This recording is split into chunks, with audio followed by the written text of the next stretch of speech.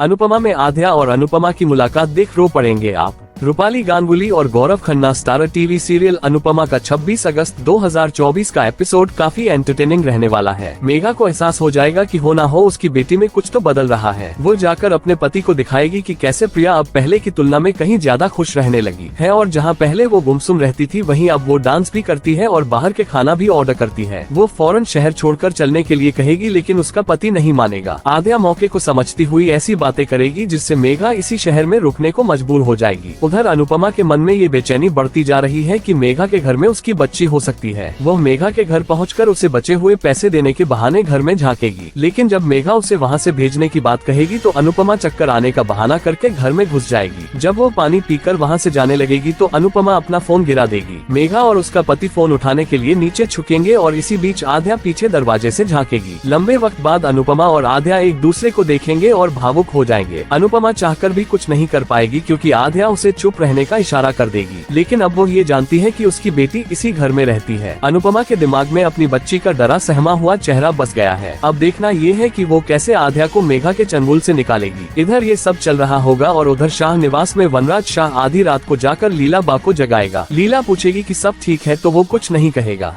लेकिन फिर थोड़ी ही देर में कहेगा कि हमें मीनू की शादी कर देनी चाहिए। असल में वनराज शाह ने मीनू और सागर को रोमांस करते देख लिया है और अब ये बात उसके जेहन में छप गई है कि किसी तरह मीनू के हाथ पीले करके उसे इस घर के भेज देना है। वनराज शाह लीला से कहेगा कि मीनू मेरी जिम्मेदारी है और मैं अपनी बहन और जीजा को निराश नहीं कर सकता। वो कहेगा कि मैं जल्द से जल्द एक अच्छा लड़का खोजकर मीनू की शादी करवा देना चाहता हूँ। लीला भी अपने बेटे की बात पर फौरन राजी हो जाएगी।